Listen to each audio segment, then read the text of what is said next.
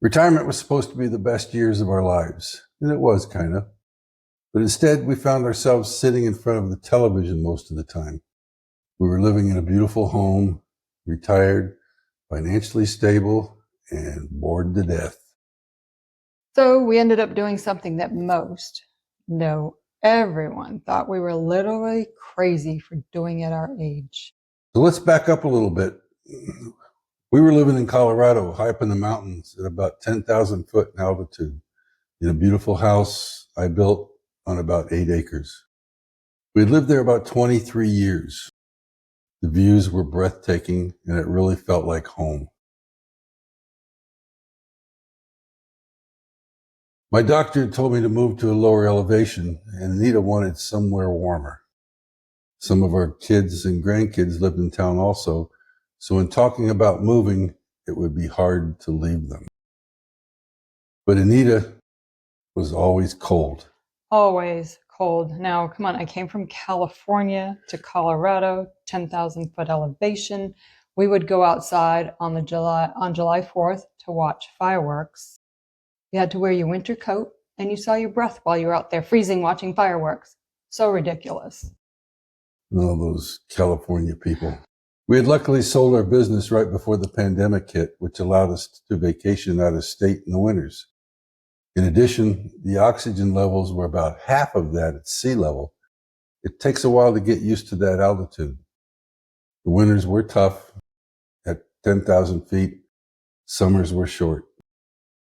The last year we were there, we only had about 3 months without some kind of snow. The reason my doctor had told me to move to a lower altitude was several years earlier I had had a cardiac arrest. The lack of oxygen didn't help my heart, but I really didn't want to leave. We talked about it for months. I had many relatives in New Hampshire, South Carolina. Tim had relatives in Indianapolis. And since I hated the cold so much, it was important to me to move someplace warmer, especially as I'm getting older. I didn't want to deal with shoveling snow, driving in it, or anything like that. So we decided to put the house up for sale, and it took about a month to sell. We still had our fifth wheel travel trailer we had vacationed in often, so we decided to go ahead and use it for temporary housing while we waited for the house to close. So we moved into the trailer for about 2 weeks at an RV campground. We ended up hiring a moving company that would place everything in storage while we moved to South Carolina, and we sent for it when we were ready. We made the 1,600-mile trip to South Carolina, towing the fifth wheel without incident. It was really a pretty good trip. It took about 3 days, and we ended up in Greenville, one of the largest cities in South Carolina. It was in what they call the upstate area.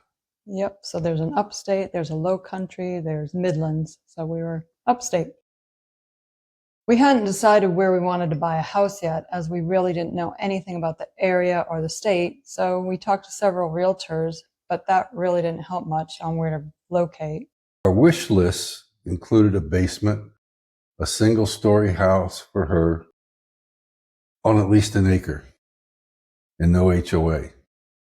We wanted it near a hospital and a doctor's office and shopping. We found there weren't many homes with basements, but everything we were shown was in a subdivision. Everything had HOAs, and we didn't want that. On top of that, this was post-pandemic, and there were multiple buyers for every house, almost 20 for every house. Oftentimes we had to make an appointment to see a house and would only have 15 to 20 minutes to look at it because there was somebody waiting on the porch to come in with their realtor. It was nuts. Sometimes we spent less time looking at a house we were going to spend hundreds of thousands of dollars on than the time you would spend looking for some new clothes maybe. And we looked at about 20 houses all over the upstate. We ended up placing a bid on one home in Greenwood. It definitely wasn't our idea of a home, but I think we were tired of looking. So we placed an offer on this house that had basically no yard. It was a 2-story, probably in an HOA, I don't remember. And yeah, they accepted our bid. It didn't have a basement either. Our bid was accepted, and we paid to have the house inspected and found the brick on one side of the house was bowing out, almost ready to fall, it seems like. But it wasn't obvious to the eye, only something the inspector picked up on. So we canceled that offer and got our deposit back, as the inspector said it would take about $50,000 to fix it. Next up, we looked at a 2-story house on an acre in Williamston. Still no basement. We liked the lot because it was an acre. I mean, I really loved the lot. I'm like, yay, we have land. But we didn't really care for the layout of the house. There were parts of it that just were weird. Right after we left, and we were a few miles down the road, our real estate agent called us and said that the agent on that house was only taking offers till noon that day, and it was just after 11. The pressure was on to decide if we wanted that and to put in a bid on it. So we did, because it was the best that we'd seen so far. We had a few reservations, but we made the offer, and it turned out it was accepted over several others. After the offer being accepted, we asked to view the house again.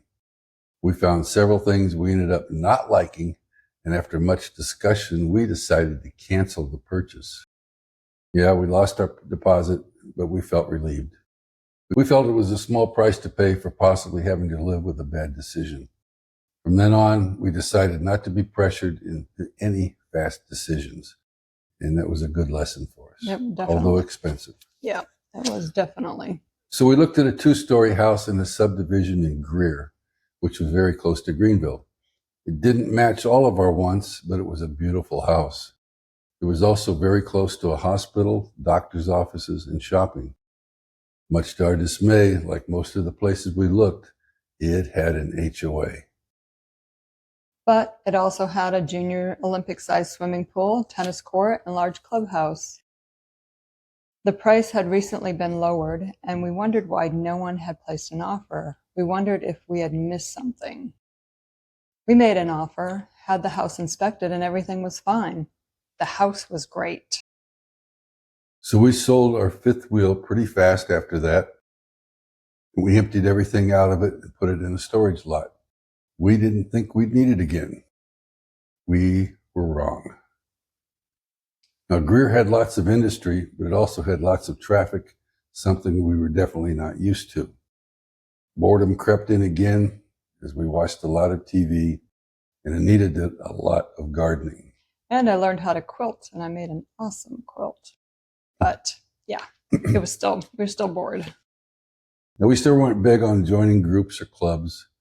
The 2 highlights of our week, we did a lot of bowling during the week, and we did karaoke on Friday nights. That was about it. Mm-hmm. We adopted our dog Raven, a German Shepherd, when she was 2 years old. She needed a lot of training, and that kept me busy for a while. Sweet dog. We weren't used to living in a neighborhood, although the neighbors were mostly friendly, but we felt like we were in a fishbowl. You know how the houses are so close together, you can wave at each other from the windows? It was weird. And it seemed like everyone knew what we were doing. We knew what they were doing, and no one had any real privacy. I hadn't lived in a neighborhood like that ever, and Tim hadn't lived in one since he was a kid. I was 71. I had already had a cardiac arrest. Anita was 63, and we felt like we were just sitting around. We were just existing. We kept asking ourselves, is this all there is to retirement? We decided to look for a house with some land. I wanted a basement where I could pursue a home business. Anita wanted 1 story on top of that, and she also wanted space for a large garden. So we looked and looked for months and couldn't find what we wanted. It was depressing. We finally found a house that basically had everything we wanted, but it needed renovations. It was built in the 50s. Imagine if it hadn't, imagine that, a 50s house that hadn't ever been updated. We stood in the driveway before leaving, and I asked him, can you see yourself living here for the rest of your life? I finally said, nope, and we left. So it was back to the drawing board, and we had to figure out where we wanted to go from there. I really didn't want to keep looking at houses forever. I was worn out. I figured the only way we're going to get what we wanted is if we built a new home, our home, what we wanted. I then suggested to Anita that we build a house. Little did she know at the time, I meant we in capital letters. Well, I agreed. It sounded like something exciting, and I knew that Tim had built houses before, so he knew what he was doing, I assumed. And the journey begins. She didn't really know the full extent of what she was agreeing to. And at the time, I wasn't about to educate her either. He didn't want to scare me. I know. So Anita looked online for days for a design of a house she liked. She finally found it. That was it. She was excited and was all in. Taking the picture of the type of house that she wanted, I designed the house and did the blueprints on my computer.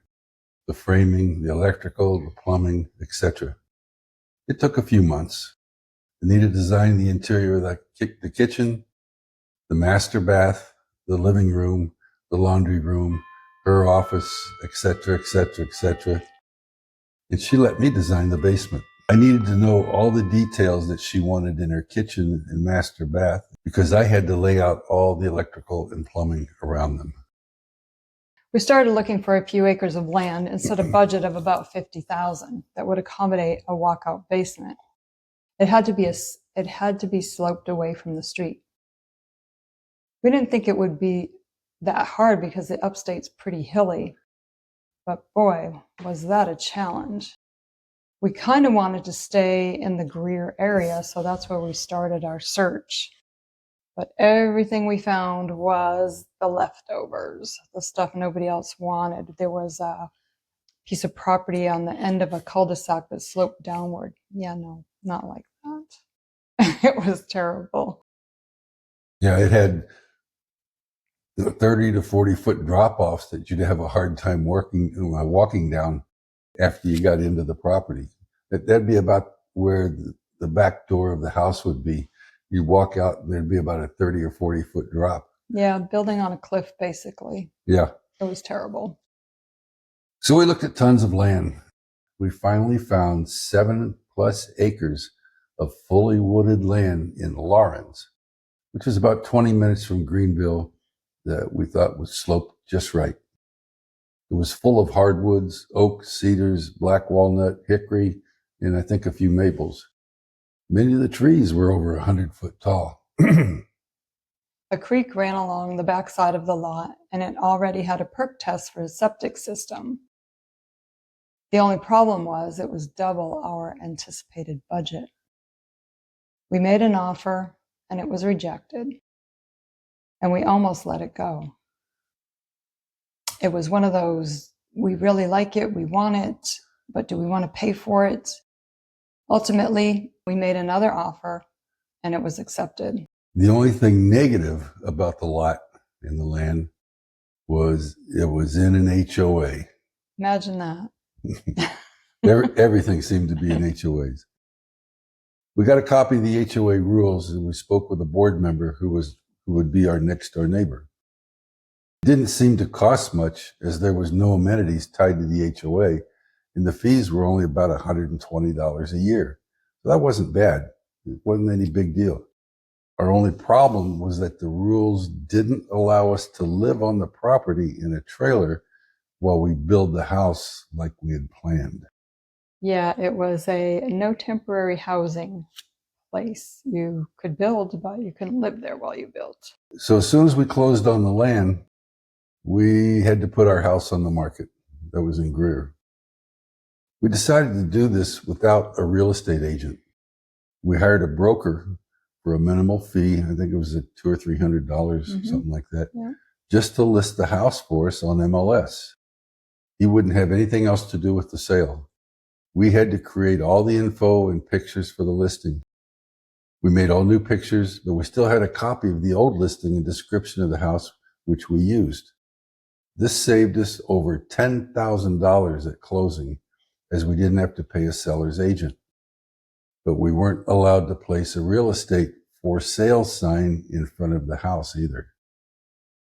But that didn't turn out to be a big deal. It's not like it's the 1970s where that's the only way in newspapers, because you have Zillow and Homes.com and all these other places that scrape the MLS.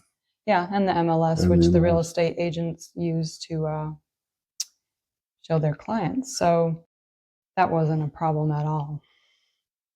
Well, the buyer's agents called us for an appointment to see the house and any other questions they might have had. We really didn't know if selling the house ourselves was going to work, but we figured we had plenty of time to find out. And if it was going to save us that amount of money, a little bit of time was going to be worth it. The land wasn't going anywhere.